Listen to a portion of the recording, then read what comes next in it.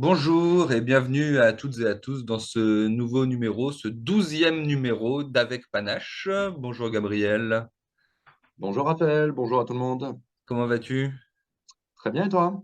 Bah écoute, ça va bien, je te remercie. Je me réjouis de te retrouver pour ce numéro donc consacré, comme l'indique le titre de la vidéo, au conflit russo-ukrainien.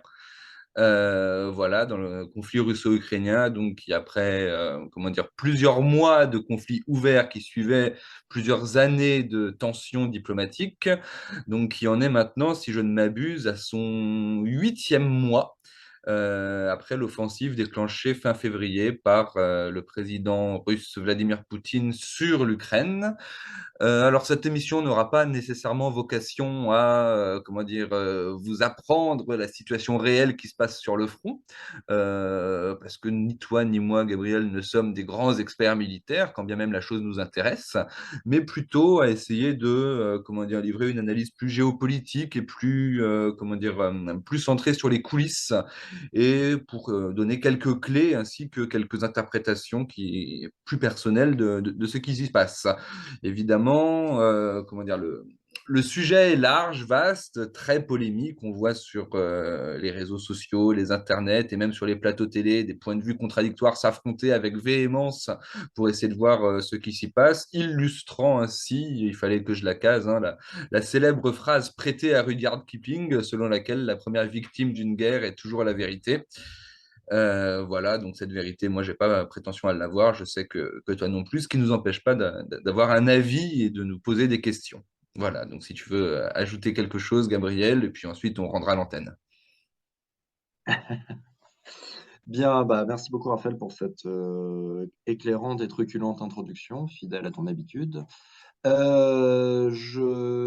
rapport à la question de la vérité, c'est une approche à laquelle je n'avais pas pensé par rapport à notre débat, et c'est intéressant, au-delà de la célèbre phrase comme quoi la vérité est la première victime d'un conflit, l'idée même qu'il puisse y avoir une vérité dans un conflit et sur un sujet pareil est problématique. Parce que, et ça nous amène finalement à notre question, est-ce qu'on est face à un conflit objectif militaire entre la Russie et l'Ukraine? Oui, suite à l'agression et à l'invasion du territoire ukrainien par l'armée russe, qui en réalité était déjà dans un travail de sabotage depuis 2014 en soutenant directement et indirectement les révoltés du Donbass et donc de Donetsk et de Luhansk, pardon. Mais ça, c'est la seule vérité factuelle. Bon, mais ça ne dit que très peu de choses de ce conflit. Je prends pour exemple le discours de Poutine. Donc, le dernier discours de Poutine lors de l'annexion unilatéralement décrétée par la Russie, hein, quasiment pas reconnue par les autres pays, des 4 régions militairement occupées par l'armée russe en ce moment en Ukraine. Le discours de Poutine était intéressant parce que, comme souvent chez Poutine et dans la tradition russe, c'est un discours qui est également une analyse géopolitique, et on a vu une évolution. Au départ, en février 2021, au moment de l'invasion, c'était la dénazification de l'Ukraine, premier point, et deuxième point, la menace existentielle que, hypothétiquement, ferait porter l'OTAN à la Russie. Je dis bien hypothétiquement, puisque cette accusation est elle-même discutable de la part de Poutine. Bon. Pour l'instant, il n'y avait jamais eu d'intention manifestement, enfin clairement affichée de la part de l'OTAN d'attaquer la Russie. Bon, voilà, pour respecter la vérité factuelle. Bien. Cependant, voilà, ça c'était en février 2021. Là, en septembre, c'est à peu près en 2022. septembre 2022, pardon, oui, excusez-moi, Oui. 2022.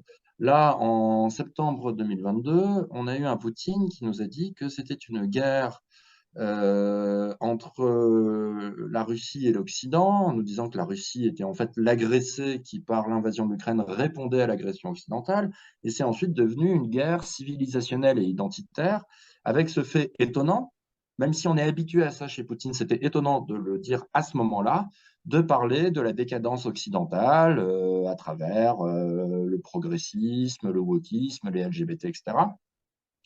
Que Poutine dise ça dans un discours après avoir reçu Marine Le Pen, c'est une chose, mais qu'il dise ça le jour où il parle de l'annexion de 4 territoires occupés par son armée, c'est autre chose. Voilà, c'est un classique de Poutine, mais là, en l'occurrence, c'était étonnant. Et je pense que ça révèle une chose, ça révèle le fait que la guerre entre la Russie et l'Ukraine est peut-être un faux-nez en fonction des points de vue des belligérants, enfin des belligérants ou des participants à cette guerre, et peut-être le faux-nez d'une guerre ou d'autres guerres au pluriel qui ne disent pas leur nom. Y a-t-il finalement, à travers la guerre russo-ukrainienne, une guerre indirecte, mais qui devient dangereusement de plus en plus directe du fait du risque nucléaire entre l'OTAN et la Russie?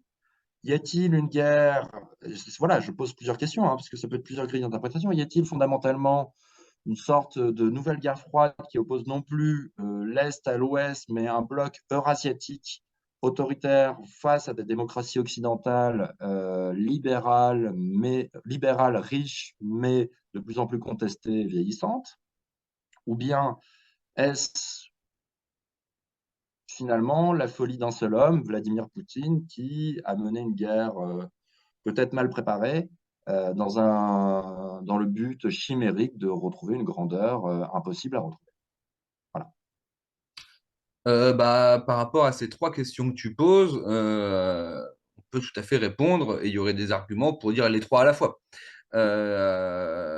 Après, c'est peut-être un tout petit peu la solution de facilité, mais si on s'y penche, on va prendre par la fin.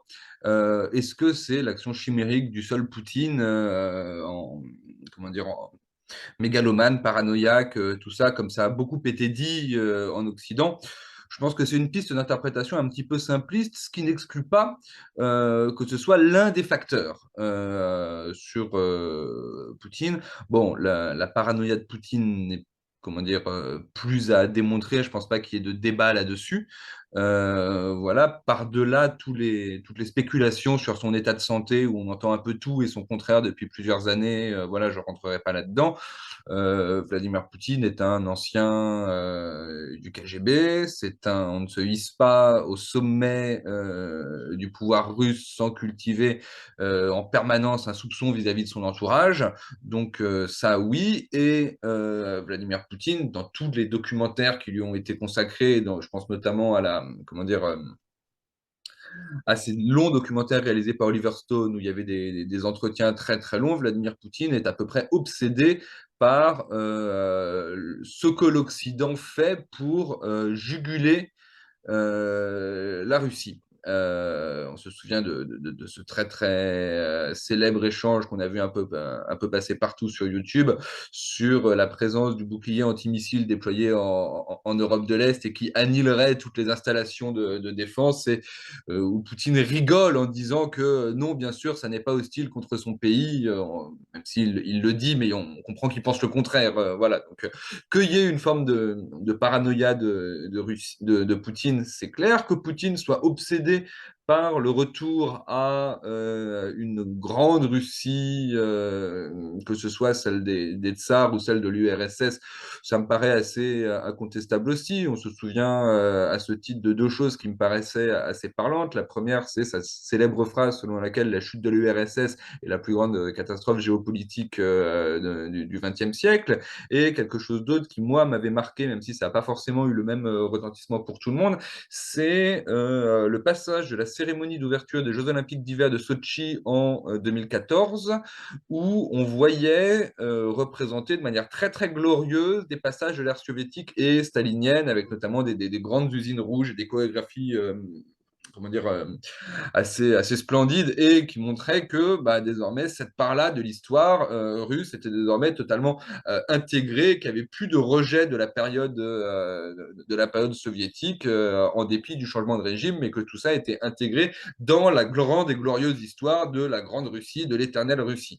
Donc voilà, on est un peu dans une posture où, comment dire, de Pierre Legrand au Comintern, il assume tout, euh, Oui. pour paraphraser Napoléon. Donc il y a ceci chez Poutine. Après, tu as parlé de l'affrontement entre un bloc comment dire, autoritaire et le bloc des démocraties libérales vieillissantes, que je partage et que je ne partage pas à la fois. C'est-à-dire qu'il y a, bon, il y a clairement un affrontement entre ces deux blocs, même si la solidarité entre la Russie et la Chine me paraît, comment dire, réel pour le moment, mais bon, on commence à voir fleurir les articles de presse plus ou moins bien informés, disant que les autorités de Pékin sont de plus en plus embarrassées par la tournure que prend la situation russo-ukrainienne, et où j'ai un tout petit peu l'impression que là-dessus, il y a aussi des dissensions dans le bloc occidental également. Qu'on songe à fait partie de l'OTAN, par exemple, la Turquie, qui n'est pas forcément un pays exemple en matière enfin, qui n'est pas la Suisse en matière de démocratie et de respect des droits de l'homme. Et plus largement, on ne comparera pas non plus le régime russe, si autoritaire qu'il soit, au régime chinois, qui pour le coup est vraiment une véritable dictature totalitaire, avec une mainmise beaucoup plus profonde encore qu'en Russie de l'État représenté par le Parti communiste chinois sur la société. Et je ne pense pas que même les choses soient posées en ces termes.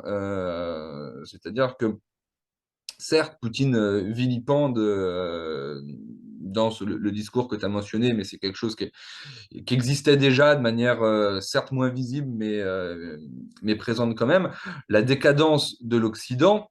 Pour autant, Poutine reste un nationaliste russe et, comment dire, ne fait bloc avec la Chine que par communauté d'intérêts ponctuels à un moment donné, sans pour autant admirer vraiment le modèle chinois ou chercher à le reproduire en Russie.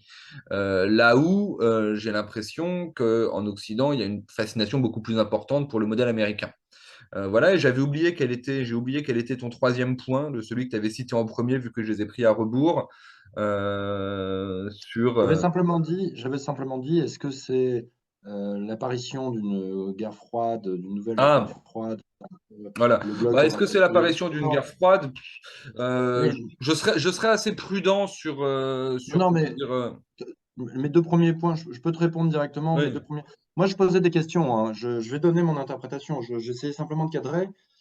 Pour bien résumer, que ce soit clair pour tout le monde, il y a plusieurs, et c'est ce que tu viens de montrer en prenant par ordre inverse de la première, les différentes questions que j'avais lancées. Il y a vraiment plusieurs grilles d'interprétation. Et c'est pas tant que la vérité soit la victime de ce conflit, c'est qu'il est peut-être impossible de déterminer une vérité dans ces sujets-là. En revanche, une vérité en tout Oui, cas bien sûr, bien sûr. suffisante. Bon. En revanche, il y a deux choses qui me semblent claires et qui nous permettent de parler de ça sans tomber dans le relativisme. C'est d'une part qu'il y a eu moi, il me semble une chose.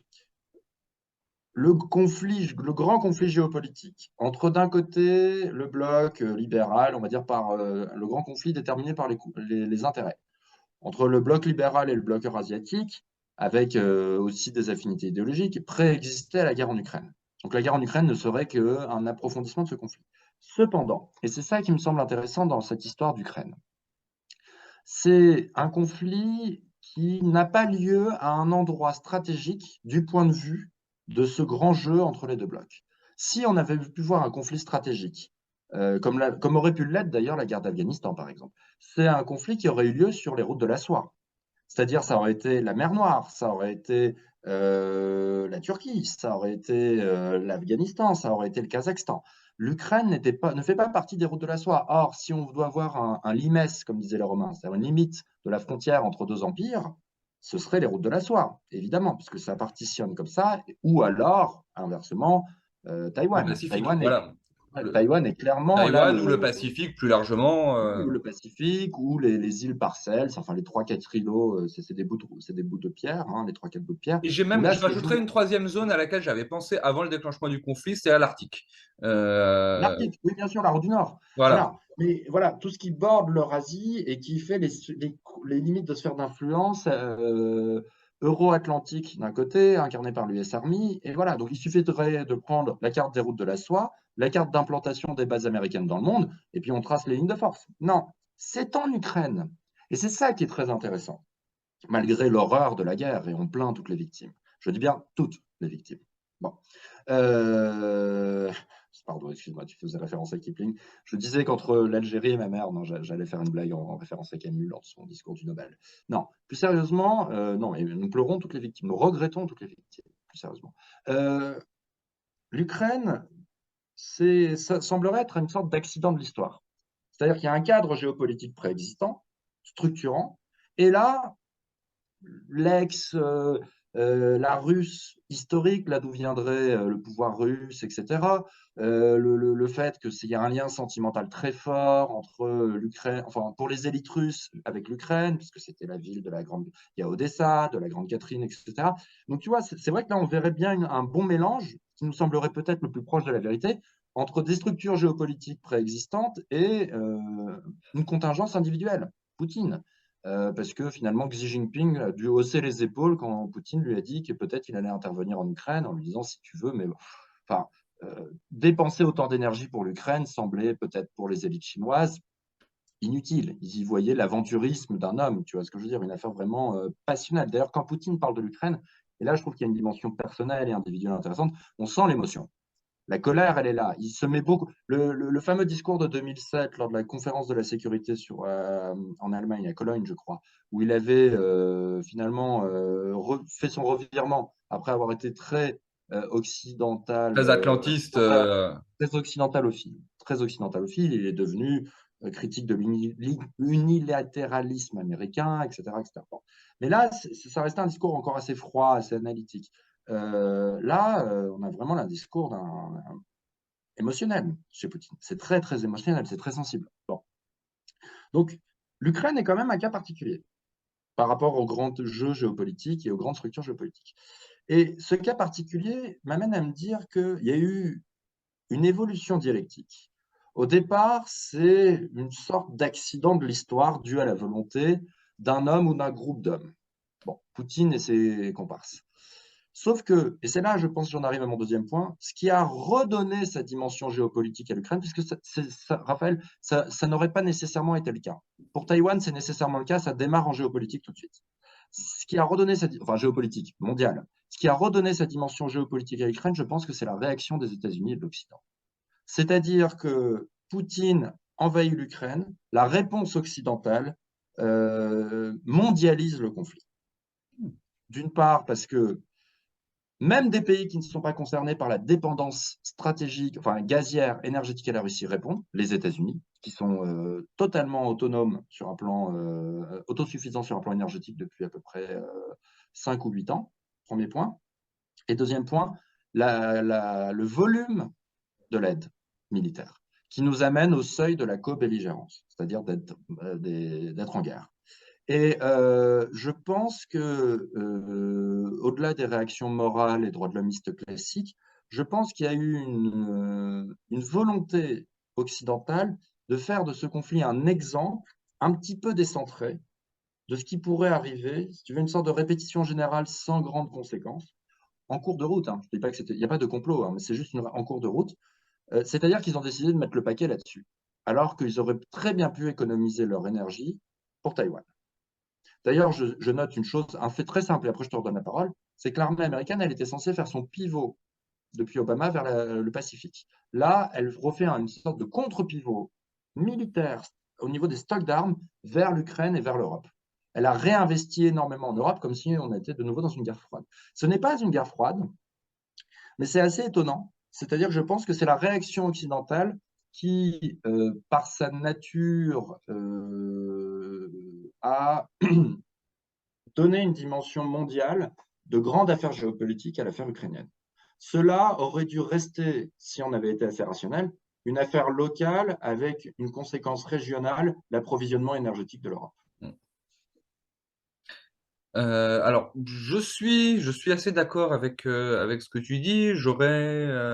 Tu as dit au bout d'un moment qu'on était face à des intérêts qui s'affrontaient et qui pouvaient structurer les blocs.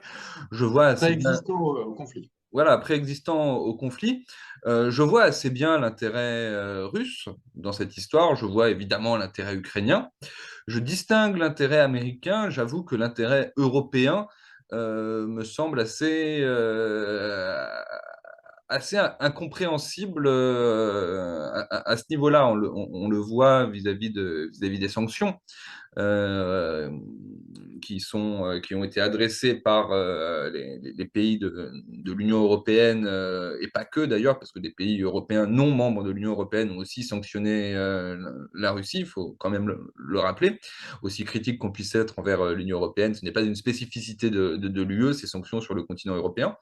Mais ces sanctions me semblent pas forcément aller dans l'intérêt des pays concernés. Moi, je me souviens de cette phrase beaucoup raillée de Bruno Le Maire, disant qu'il va être notre ministre de l'économie, disant qu'il allait mettre l'économie russe à genoux. Et aujourd'hui, on se retrouve avec une économie russe dont les chiffres sont, comment dire, très florissants, ce qui est tempéré évidemment par comment dire, le coût de l'opération guerrière, qui englobe évidemment, absorbe évidemment une bonne partie Et le long terme. voilà, Et le et long le terme. long terme et de ces chiffres. Et à côté de ça, comment dire, la crise économique qui a lieu actuellement dans les pays occidentaux, où ce même Bruno Le Maire nous dit que désormais, il va falloir mettre des cols roulés. Voilà, donc pour pallier à la crise énergétique qui secoue la France. Donc, on est passé en quelques mois de Bruno Le Maire à Bruno Le Moer, selon un autre beau mot qui circule sur Internet. Donc voilà, tout ça pour dire que il y a un intérêt assez obscur des pays européens par rapport aux pays, comment dire, d'Amérique du Nord, États-Unis, Canada, enfin surtout États-Unis là-dessus, où pour eux, bah, leur intérêt est assez clairement identifié. Hein. On a comment dire, couper l'herbe sous le pied du géant énergétique russe et pourquoi pas, à dessein, si on est un tout petit peu machiavélique dans son raisonnement, à terme, faire que les pays européens n'achètent plus d'hydrocarbures russes, mais achètent les hydrocarbures américains. Ça, on est vraiment dans une dimension non prouvée, mais c'est une piste d'interprétation, je pense, qui existe. Donc, on est dans quelque chose comme ça où l'intérêt des pays européens est assez peu discernable, mais où tout le discours qui va être déployé sera un discours qui, pour le coup, rejoindra ta deuxième proposition, enfin ta deuxième question sur le conflit entre un bloc libéral et un bloc autoritaire. C'est-à-dire que tout le discours européen va être un discours structuré autour des valeurs. C'est-à-dire Poutine attaque nos sociétés démocratiques en attaquant l'Ukraine. C'est l'Occident libéral, démocratique, les valeurs sacrées des droits de l'homme, etc., auxquelles Poutine se prend, pardon. Certes, pourquoi pas. On ne m'ôtera pas l'idée qu'il n'y a pas que ça.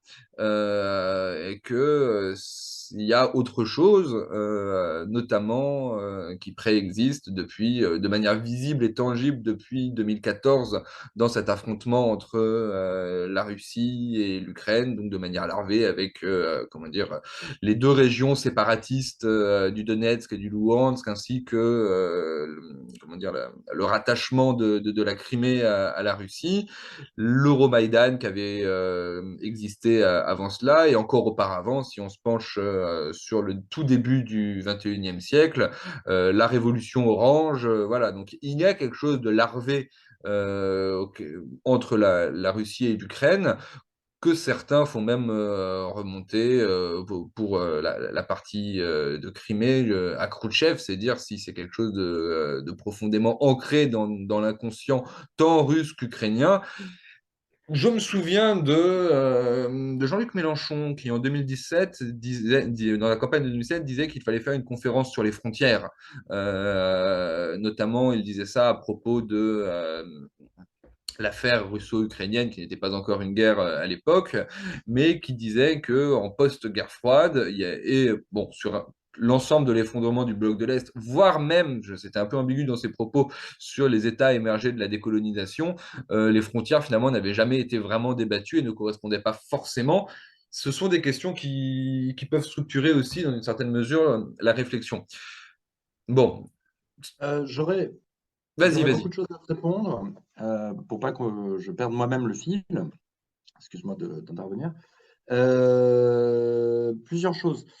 Euh, Petit point par rapport à l'historique que tu viens de faire de cette histoire russo-ukrainienne.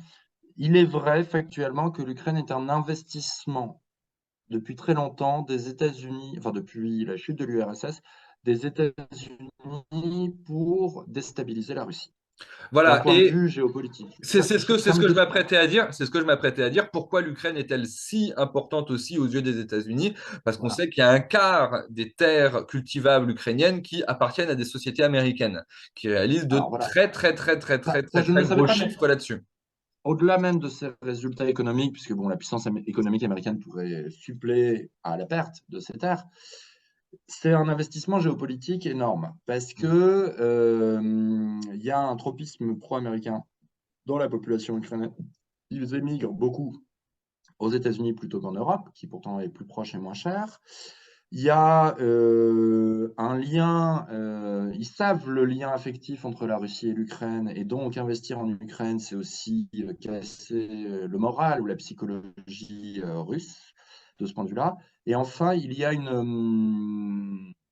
a aussi le fait de transformer la mer Noire en lac pour l'OTAN.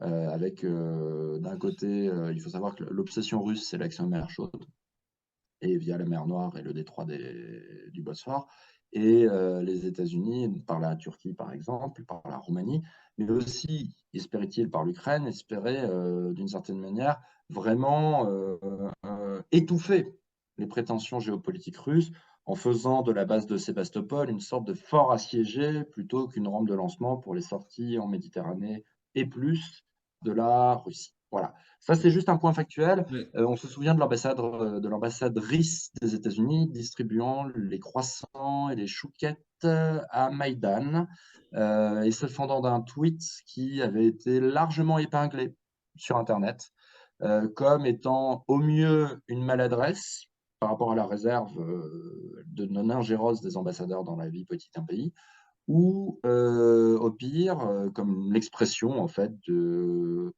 soutien machiavélique américain à tout ce qui peut déstabiliser la relation russo-ukrainienne. Parce que ça nous amène à la complexification de cette histoire. Euh, En apparence, l'Ukraine devait rester une affaire locale, comme je l'ai dit tout à l'heure, mais en réalité, ce sont les acteurs extérieurs qui font de ce qui se passe en Ukraine une affaire mondiale. Car on aurait pu très bien imaginer que les États-Unis n'aient pas une telle politique depuis 20 ans en Ukraine. Hmm. Voilà, tu as eu raison de rappeler ce passif. Je voulais revenir à mes deux points importants. Il y a un double paradoxe qui explique deux choses. Ce qui s'est passé le 24 février 2022, je crois que je suis bon là. Je crois.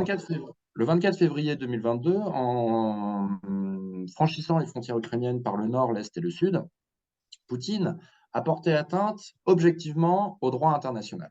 Et à Or, l'intégrité territoriale de l'Ukraine, bien sûr. au droit international, Hmm. laisse-moi terminer, au droit international. Or, l'Occident a réagi, comme tu le dis très justement, en disant que c'était une atteinte aux valeurs. Bon. Pourtant, l'Occident est le premier à jouer avec délice du paradoxe structurel du droit international. Il y a deux principes fondateurs du droit international qui constituent un paradoxe. Premier principe, le respect de l'intégrité territoriale des États, donc pas d'invasion. Bien. Deuxième principe, le droit à l'autodétermination des peuples. Et le droit international ne précise pas si un peuple se limite au peuple à l'instant T contenu dans les États ou à la volonté d'une communauté de faire peuple. Par conséquent, tu le vois venir, quand Poutine dit référendum d'autodétermination, il est dans le droit international. Après, on peut parler de la sincérité du suffrage, Bien c'est autre sûr. chose. Mais voilà, quand les Américains soutenaient le Kosovo, excusez-moi, mais le Kosovo, c'est l'illustration parfaite de ce principe-là. Hmm. Et on voit bien que ce paradoxe révèle que le droit international est certes une construction intellectuelle avec sa cohérence propre, néo-kantienne d'ailleurs, et assez belle, hein, tout à fait souhaitable intellectuellement et moralement, pour éviter les effusions de violence au sein de l'humanité. Mais d'un autre côté, le droit international laisse la décision finale au rapport de force, c'est-à-dire à la politique. Si le droit international était que dans un sens, on pourrait dire que ce n'est pas bon puisque ça interdit l'évolution démocratique d'une communauté à décider par elle-même. Et inversement, Si on disait que tout dépendait du vote de chaque jour de chacun, il n'y aurait plus de stabilité des États, donc ce serait l'état de guerre permanent. Tu vois, philosophiquement, il y a un Bien sûr. paradoxe qu'on ne peut pas éviter. Mais ce paradoxe, c'est en fait, ça révèle que c'est la porte d'entrée du rapport de force. Tout à fait légitime également. Et on essaye au sein de ce cadre paradoxal d'essayer de réguler les rapports de force, tout en leur laissant la respiration légitime qui est la leur. J'espère avoir été clair. Et juste, on est en chiasme, mais quand Poutine soutient le droit à l'autodétermination des peuples, on lui répond intégrité territoriale. Et quand il l'envahit, quand on lui répond, pardon, oui, quand Poutine soutient l'intégrité territoriale en Serbie, on lui répond autodétermination des peuples. Et quand lui viole l'intégrité territoriale, il répond autodétermination des peuples. Oui, bah, c'est un peu pile je gagne, face tu perds, quoi. Oui, mais c'est pour montrer que l'hypocrisie est des deux côtés. Oui, bien sûr. Oh, bah ça, comment dire, Non, non, mais il faut que ce soit clair. Comme ça, et ça, Poutine le rappelle à longueur de discours en citant, sans rappeler sa propre hypocrisie sur le fait voilà, qu'aujourd'hui, il envahit au nom de l'autodétermination, alors qu'hier, il refusait l'invasion au nom de l'autodétermination. Enfin, évidemment. au nom de l'intégrité territoriale. Voilà. Mais je pense que le parallèle avec le Kosovo est intéressant. Alors, je suis tout à fait d'accord sur ce que tu dis, sur ce petit jeu comment dire, sur tous les plans. J'ajouterais que, et c'est très très drôle sur cette histoire d'autodétermination et de géométrie variable, tout ça, que si on veut un tout petit peu élargir, on a l'exemple sous nos yeux de ce qui se passe en Arménie au même moment où nous avons l'Azerbaïdjan qui s'en prend directement à l'Arménie, à deux pas du théâtre de guerre, enfin à deux pas du théâtre de guerre ukrainien, non, un petit peu plus loin, mais de manière très très proche de la Russie également, et où cette fois-ci, ça se passe dans le silence le plus total des chancelleries occidentales, si promptes à dénoncer au nom des valeurs l'agression de la Russie sur l'Ukraine, et on voit même que donc les responsables de l'Union européenne, Madame von der Leyen en tête, qui ont rompu tout approvisionnement par le gaz russe et en appliquant des sanctions très très importantes vis-à-vis de la Russie en raison de cette invasion de l'Ukraine, ont passé un accord pour des livraisons de gaz avec Monsieur Aliyev qui dirige l'Azerbaïdjan pour suite à l'invasion de l'Ukraine par la Russie, hein, c'est un accord très récent, voilà. Et bon, quand ce même monsieur Aliyev, comment dire, amène son armée à s'en prendre aux voisins arméniens, tout ceci se passe, comment dire, quasiment avec le quitus des pays d'Europe occidentale, alors qu'on est bon dans un cas typique de poids de mesure. Et où là, pour le coup, on se retrouve, comment dire, avec le discours sur les valeurs qui se retrouve clairement mis à mal par ce type de posture. Voilà. Alors, concernant ce rapprochement, juste un point, concernant ce rapprochement avec l'Arménie, oui et non. Je vois très bien, après on pourrait prendre plein d'exemples du deux poids, deux mesures. J'ai dit que c'était structurel, les Oui, relations internationales, et que d'une certaine manière, c'était une bonne chose.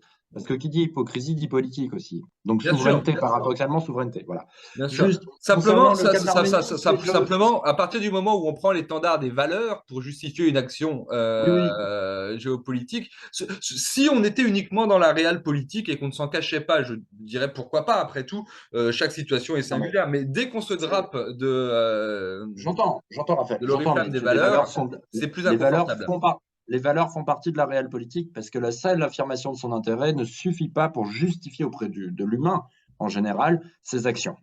Donc, il faut toujours les enrober, toi comme moi. Toi comme moi, nous ne disons pas seulement je le veux parce que je le désire. Nous essayons toujours de justifier et parfois en espérant être moral. Voilà, bon, premier point. Donc, c'est quelque chose quand même de plus profond. Deuxième point, concernant le rapprochement avec l'Arménie, on pourrait aller jusqu'au bout de ce que tu dis. Et pour montrer le double face permanent, la double face permanente de ces questions. On fait de l'Arménie, quand il y a des voix qui s'élèvent, tu as raison qu'on n'a pas beaucoup parlé de ça, mais quand il y a des voix qui s'élèvent, on fait de l'Arménie le David agressé par le Goliath, et c'est vrai que c'est un rapport de 1 à 7 au niveau des budgets militaires, le Goliath azerbaïdjanais. Bon.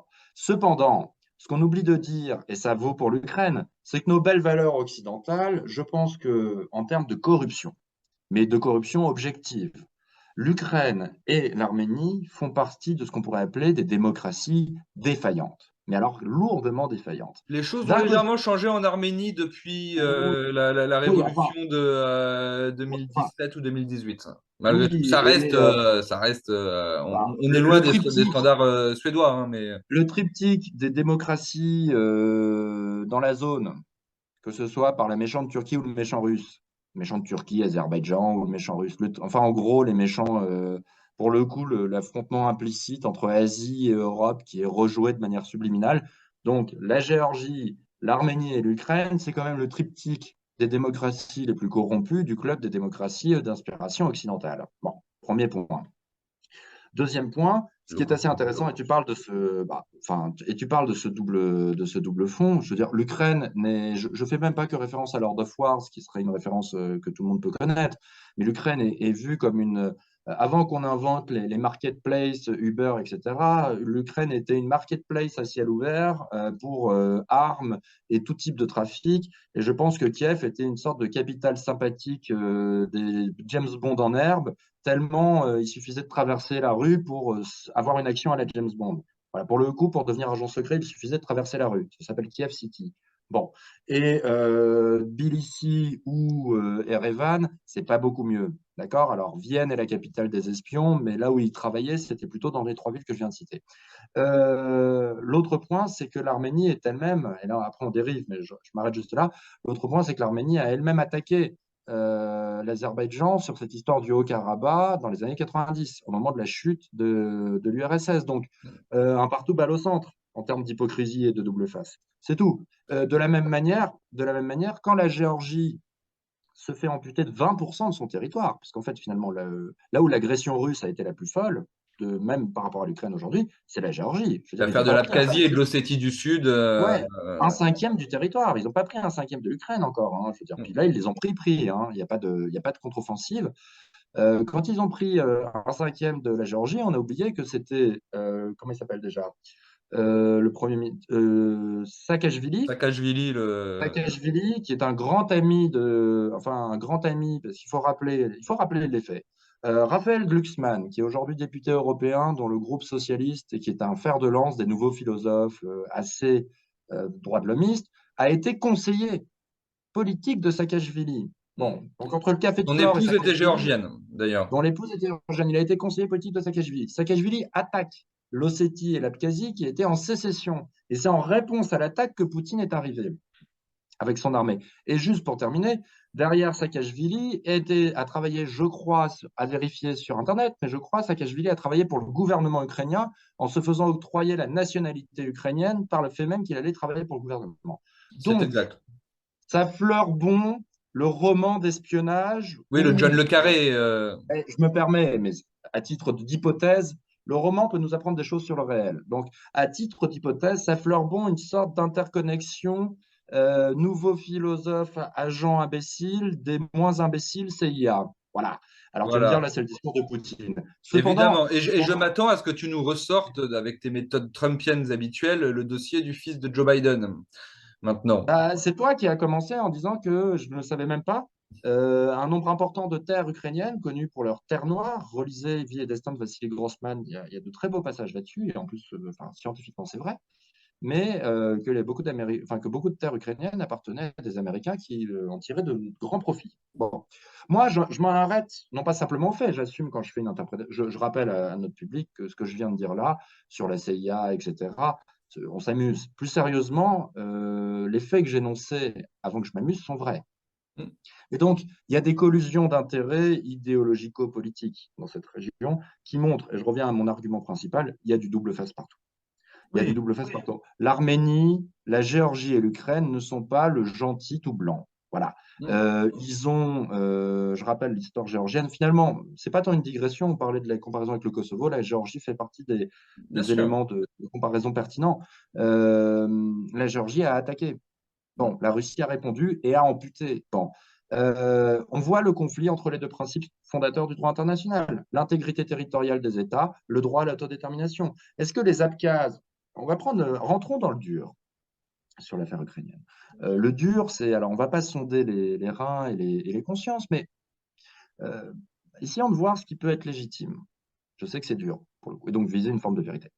Enfin, une part de vérité. Est-ce qu'il y a une partie de l'Est de l'Ukraine, comme il y avait une partie des régions Géorgienne. géorgiennes qui sont d'accord avec un rattachement avec la Russie, Voire même Moldave, si vraisemblablement, on prend la Transnistrie. voire C'est... même Moldave, vraisemblablement, je pense que c'est ce qui se rapproche le plus du vrai, oui. C'est-à-dire que si demain la Crimée est reconquise par l'armée ukrainienne, je pense que l'armée ukrainienne aura un territoire séparatiste à potentiel terroriste très fort. Enfin, l'Ukraine aura un territoire séparatiste à potentiel terroriste très fort en sous-sein. D'ailleurs, je serai président ukrainien, peut-être que je m'arrêterai à la Crimée. Je Hmm. n'irai pas récupérer la Crimée. Bon. De la même manière, tu pars de la frontière russe avec l'Ukraine et tu traces une ligne de, je ne sais pas, 50 ou 100 kilomètres. Certes, aujourd'hui, on te dira, bah oui, mais la guerre de Poutine a fait qu'il n'y a plus que les vieux. Bah déjà, les vieux, ça reste des votes, hein. Je veux dire, ça reste des gens qui ont le droit de voter ou le droit de s'exprimer. Déjà, eux, on voit très bien que les babouchkas, elles sont, donc les grand-mères russes, elles sont quand même très Poutine, très pro-Poutine. Alors, elles bouffent du Poutine à la télé du matin au soir, mais bon, voilà, elles ont le choix des télés ukrainiennes, elles ne prennent pas la télé ukrainienne dans leur bouquet satellite. Non, mais pardon, ça peut paraître con, mais c'est ça aussi la réalité. Et de même, euh, ce qu'on pourrait dire, c'est que Poutine a faussé l'expérience, si on comparait ça à une expérimentation. Si Poutine avait fait une guerre sans essayer de prendre Kiev, parce que ça a été un échec stratégique majeur, ça, et il a gâché des troupes d'élite, sachant que le reste de l'armée n'était pas top. Si Poutine s'était concentré sur l'Est et élargir à partir de l'Est, on aurait peut-être pu avoir, dans des conditions beaucoup plus sereines, parce qu'ils auraient pu conquérir plus facilement des territoires autour, on aurait peut-être pu avoir des référendums dont la sincérité ou la représentativité aurait été plus forte.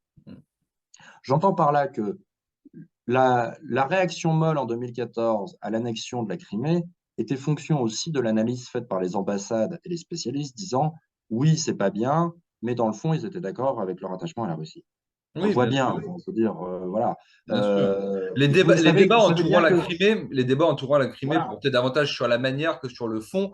Et la oui, Crimée bien sûr, était, je pense, de tout le territoire légal de l'Ukraine en le pro-russe, 2014, le plus la pro-russe, partie la bien plus sûr. évidemment russe, bien plus encore que les deux oblasts séparatistes par la Donc, suite. oblast et région administrative C'est pour ça. notre public.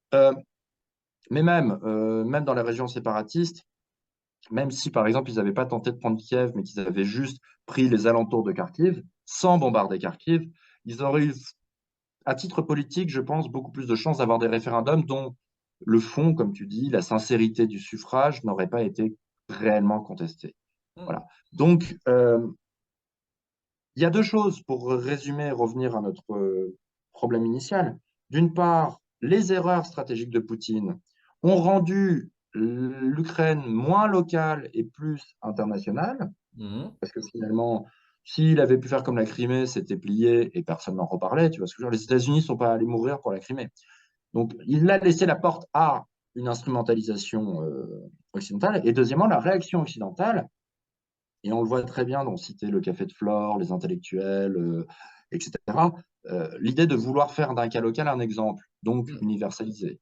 Et deuxièmement, une instrumentalisation occidentale. Si bien qu'aujourd'hui, je me pense, et je pense qu'on peut arriver vraiment à la dernière partie de notre discussion, après avoir fait ce bilan et cette réflexion géopolitique sur le cas ukrainien, les conséquences à long terme. Hmm. Les conséquences à long terme. Eh bien, je crains que autant la Russie aura ses problèmes à gérer, mais restons fidèles au droit international, c'est son affaire. Autant l'Occident a donné une portée à cette affaire ukrainienne dont on ne maîtrise pas forcément le processus. Parce que jeter la Russie dans les bras de la Chine par les sanctions, c'est donner à la Chine un gaz pas cher qui peut démultiplier sa puissance. N'oublions pas que la puissance des pays aujourd'hui est liée à l'énergie. Et d'autre part, je ne sais pas si c'est un acte de force de l'Occident, ou plutôt, selon l'expression, le chant du cygne, c'est-à-dire l'acte ultime qui cache la chute, qui précipite une réelle perte d'influence.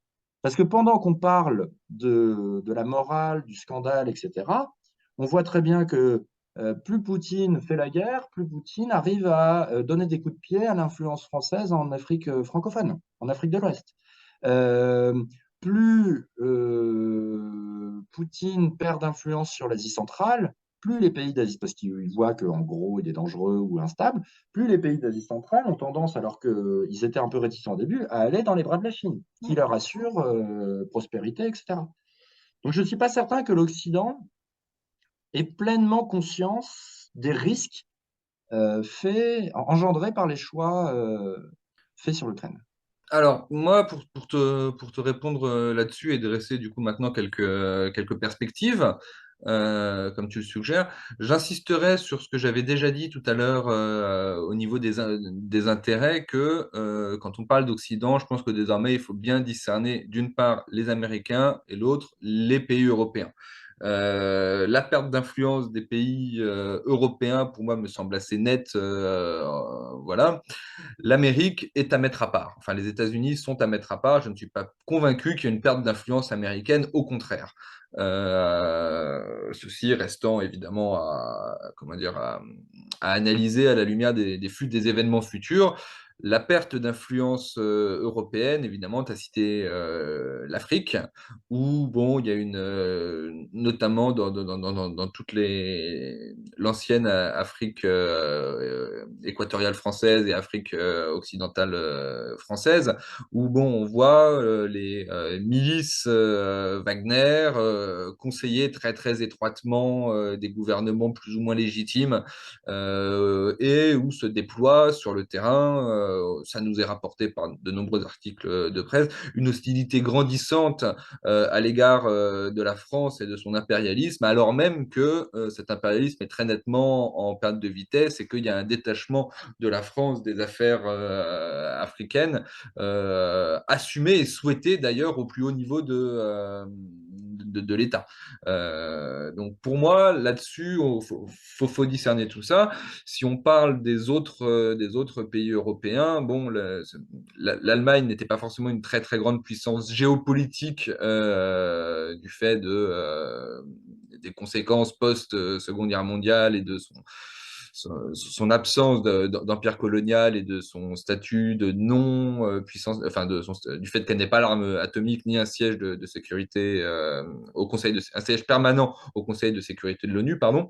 L'Allemagne se réarme de manière sans précédent sur les 90 dernières années, ce qui laisse comment dire, beaucoup de pistes ouvertes quant aux conséquences. La Grande-Bretagne est probablement parmi tous les pays d'Europe occidentale, hein, je ne parle pas des pays comme la Pologne ou les États baltes qui ont leur propre rapport à la Russie, la Grande-Bretagne est probablement le pays le plus dur et le plus ferme avec la Russie. C'était quelque chose comment dire, d'initié par Boris Johnson sans qu'on sache exactement si les motivations étaient vraiment étaient totalement sincères à ce niveau-là ou si c'était pour s'échapper de l'accusation de collusion à la Russie qui traînait un petit peu au basque de tous les responsables anglais ayant soutenu le Brexit, où on sait que ce Brexit était souhaité par la Russie. Enfin bon, je ne cherche pas là-dessus dérouler le fil de la vérité qui est de manière un peu hors de ma portée sur des affaires aussi complexes, mais on peut noter que depuis que Boris Johnson est parti et qu'elle a donc été remplacée par Madame Truss, celle-ci est à peu près sur la même ligne. Très très très hostile à la Russie et en plein soutien avec l'Ukraine. Et là, on peut se replonger dans les affaires militaires. On sait que les troupes ukrainiennes sont sur le terrain aidées par de la logistique occidentale qui n'est loin de s'arrêter à des livraisons d'armes, mais des services de renseignement, de l'entraînement des troupes. On sait par exemple que ça a été annoncé, je crois hier ou ce matin, je ne sais plus, que Paris va former 2000 militaires ukrainiens.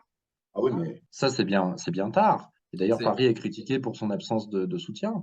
Oui, bien sûr. L'Angleterre et Alors, les États-Unis, ça fait la 18 ans. position adoptée par Paris, en l'occurrence donc par Macron, parce que c'est le chef, comment dire, c'est le chef de notre diplomatie, c'est le président de la République, et ça reste une prérogative du président, même quand il ne dispose pas de majorité claire au Parlement, a toujours été une position, comment dire, très très critiquée de tous les côtés, critiqué par les soutiens de la Russie comme étant une position alignée sur les Américains et critiqué par les plus fervents contempteurs de la Russie, car ayant toujours essayé de trouver une voie par le dialogue. Donc on critique beaucoup Macron là-dessus, comme on a pu critiquer également, dans une certaine mesure, Scholz en Allemagne, car la position de l'Allemagne était également assez tiède, jugée en tout cas assez tiède à certains moments, notamment en raison de la dépendance très très nette des Allemands au gaz russe.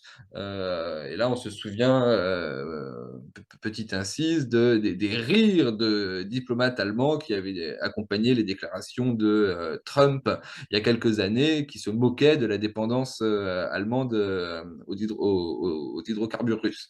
Donc voilà, il y a un petit jeu.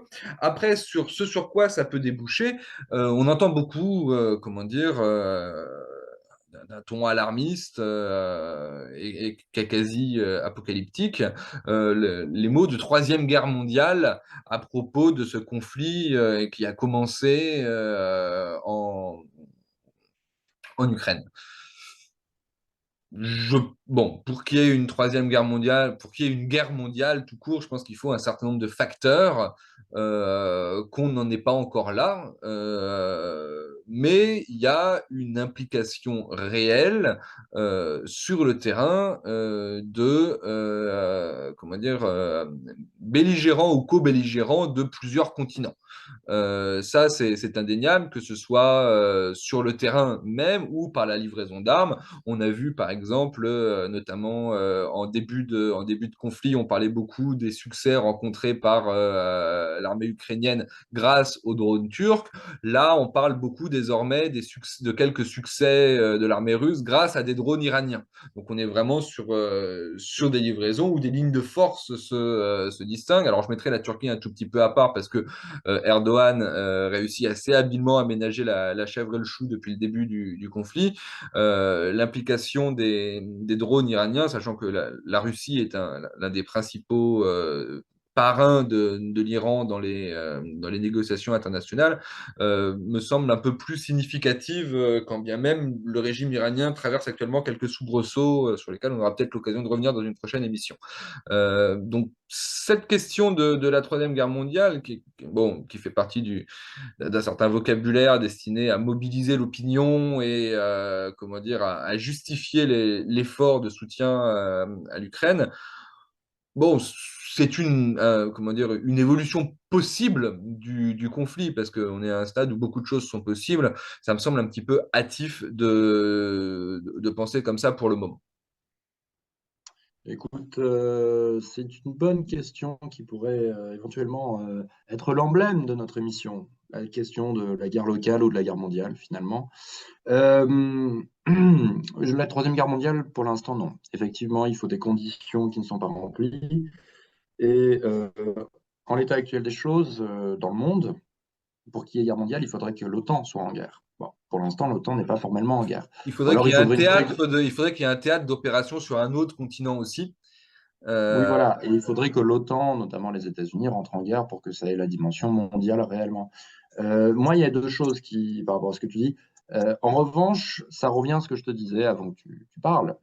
Nous avons, enfin nous, les dirigeants américains et européens, donc les dirigeants otaniens, ont lancé un processus dont ils ne maîtrisent pas forcément les conséquences.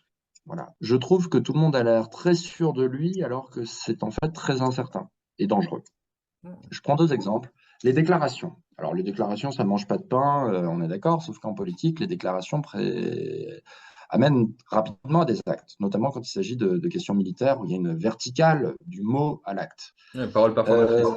Quand ils disent il faudra réagir d'une manière ou d'une autre si Poutine fait une frappe nucléaire tactique, donc une petite bombe par rapport aux bombes actuelles, une sorte de petit Hiroshima, même dans un champ en Ukraine, je trouve ça dangereux qu'on contribue à la banalisation de l'arme nucléaire qui est censée être une arme de dissuasion, quel que soit son euh, kilotonnage.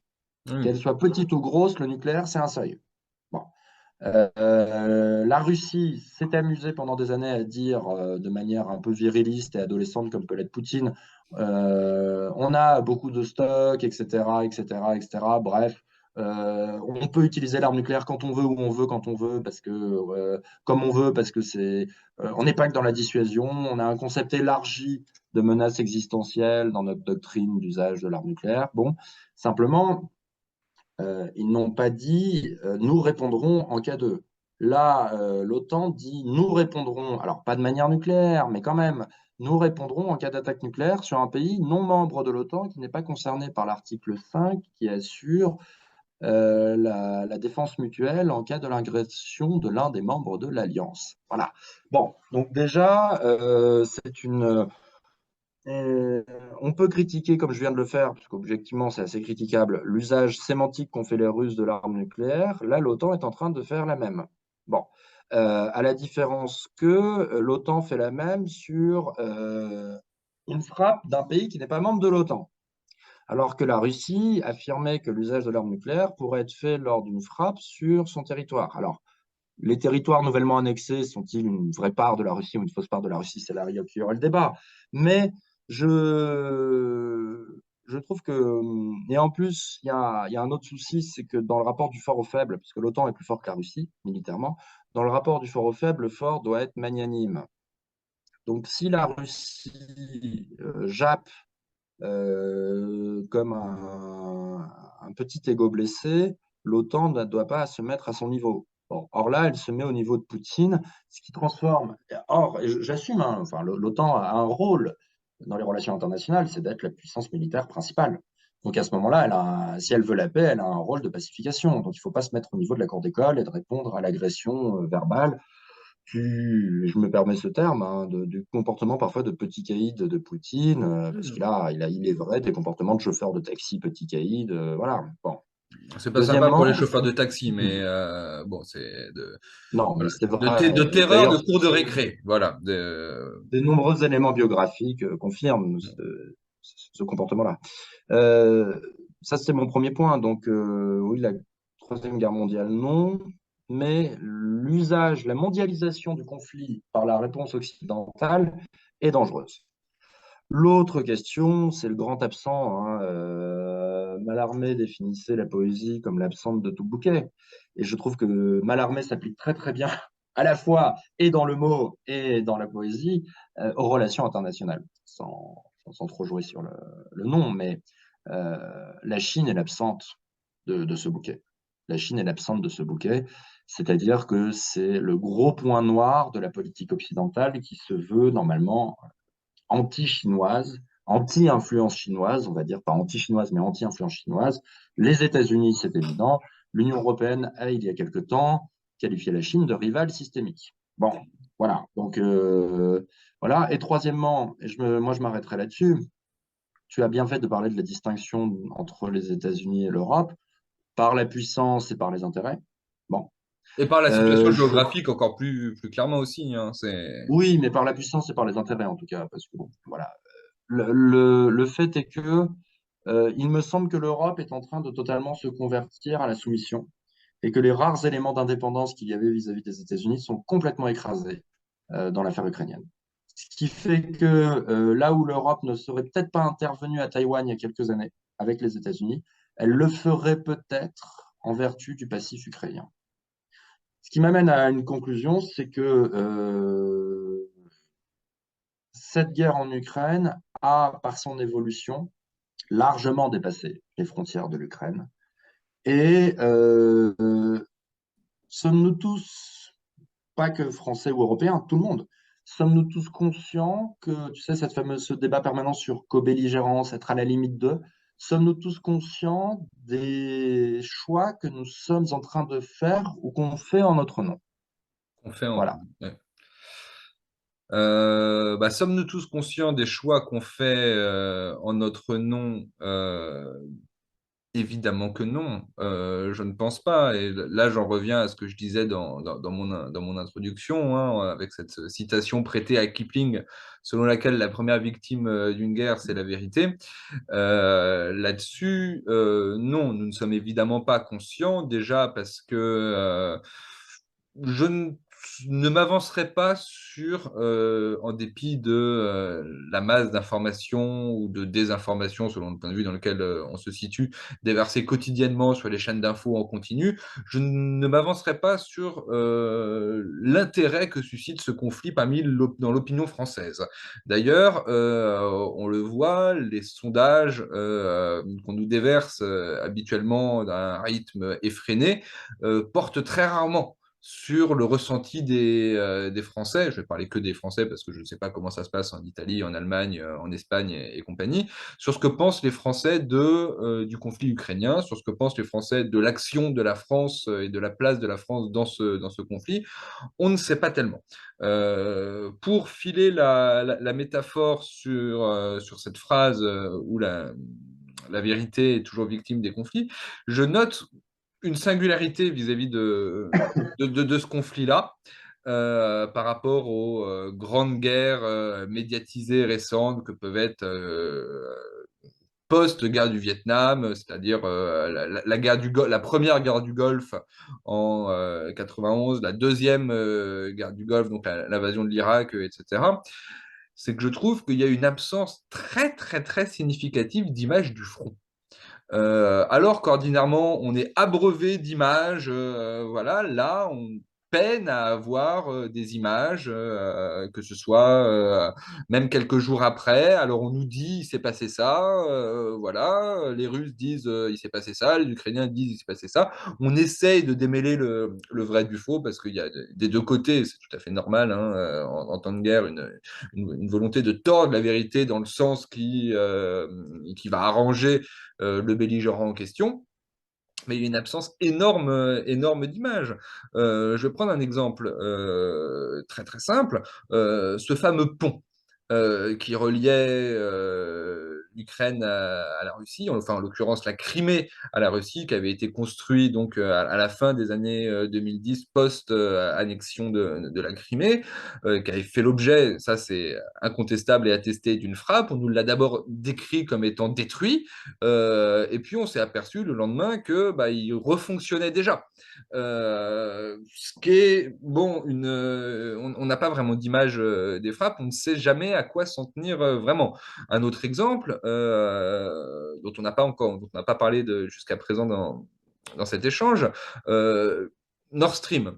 Nord Stream a fait l'objet d'attaques, on le sait parce que enfin on le sait, tout tend à le montrer parce que trois incidents dus au hasard simultanément sur les deux gazoducs, bon c'est quand même beaucoup trop gros pour être vrai. Il y a une absence totale comment dire, de revendication. On ne sait pas d'où ça vient et tout tente à laisser penser que on ne saura pas, au moins dans un avenir proche, d'où vient cette attaque sur Nord Stream. On va même aller encore un tout petit peu plus loin.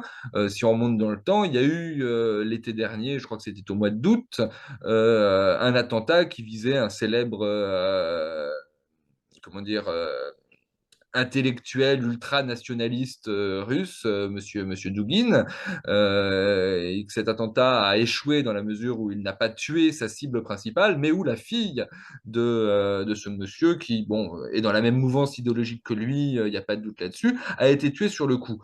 On vient seulement d'apprendre il y a 2 semaines que les conclusions américaines indiquaient que c'était l'œuvre des services ukrainiens. Il a fallu autant de temps que ça pour que vienne des États-Unis, en plus, ce qui n'était pas forcément ce qu'on aurait imaginé comme conclusion américaine, cette conclusion qui, bon, a posteriori, semble marquer du sceau de l'évidence la plus totale, sauf à imaginer un jeu de triple masque de la part des services secrets russes qui s'en serviraient pour légitimer ensuite une attaque. Ou des services américains. Ou des Parce que, services américains, ou de... en l'occurrence, tu disais que je ne sais plus à quel propos de quel pays, tu disais que c'était pas la Suisse. En l'occurrence, les services secrets américains sont quand même lourdement impliqués, sont juges et parties à la fois, tu vois ce que je veux dire. Donc, Bien ils sûr, forment quand même les services ukrainiens. bien sûr. Donc, Voilà. Bon, c'est très très difficile de se faire une opinion sur les faits. Il n'y a pas d'image. Vraiment, les théâtres de guerre il y a très très peu d'images pour des raisons euh, assez compréhensibles de la part des Russes, parce que rappelons que c'était quand même censé être une opération spéciale qui devait durer moins d'une semaine et que ça fait des mois et des mois que maintenant ils y sont et qu'ils n'ont pas forcément envie que leur propre population soit mise au parfum des difficultés réelles qu'ils rencontrent sur le terrain, un peu plus difficilement compréhensible pour moi en ce qui concerne les Ukrainiens, qui auraient intérêt, au contraire, à inonder le monde d'images pour montrer, d'une part, le caractère odieux des Russes et d'autre part, l'incroyable bravoure de leur propre effort de guerre. Mais non, il y a très très peu d'images et pour moi, ça m'interroge beaucoup, en fait, cette absence globale d'images, même si, bon, il y en a qui fuitent de temps en temps, hein. On voit et pas forcément dans le sens qu'on imagine. De la même façon, j'ai encore un exemple, les tirs sur la centrale. Juste, juste une chose, Raphaël, excuse-moi de te couper. Vas-y, Euh, vas-y. nous avons énormément d'images côté ukrainien, c'est celle des visios de Zelensky.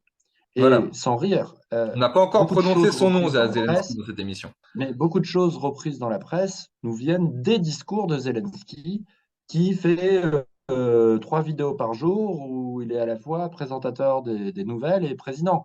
Donc, ce qui est quand même intéressant par rapport à ce que tu dis, c'est que on reprend parfois, semble-t-il, au mot près la déclaration de Zelensky. On la met certes entre guillemets, mais il semblerait que elle soit prise comme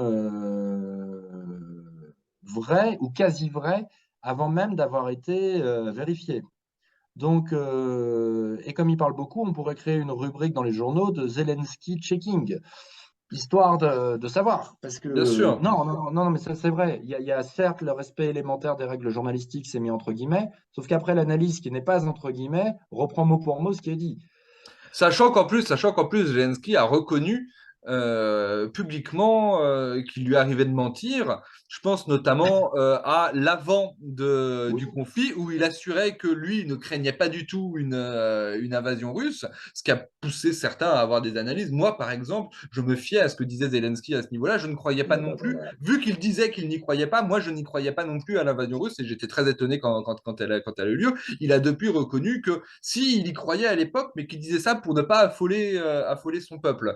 Tu Donc t'es du fait coup, manipuler par Zelensky, mon Dieu. totalement, j'ai été Zelenskisé au carré, quoi. C'était voilà. Et je prends un autre exemple, ces frappes sur la centrale nucléaire de Zaporizhia, dont on a beaucoup entendu parler, et où bah, chacun des deux camps s'accusait d'être l'auteur des frappes. Oui. Et il apparaît qu'il y a beaucoup de frappes qui venaient du camp ukrainien plus que du camp russe, qui n'avait pas d'intérêt à frapper là où il mettait des armes, puisqu'il met des armes et des camions dans la centrale même. Bon, écoute, je pense qu'on a fait le tour de notre sujet, qui était la Notre question vaste sujet. de quoi cette guerre est-elle la guerre, en fait.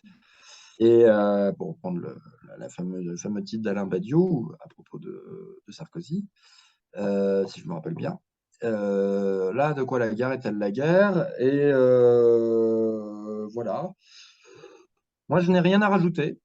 Bah, moi non Euh, plus, à part à inciter évidemment tous ceux qui nous regardent à partager cette vidéo avec et qui que ce soit qui pourrait être intéressé par le sujet, à s'abonner à notre chaîne, à mettre des petits pouces pour dire qu'ils ont bien aimé et à nous soutenir ainsi.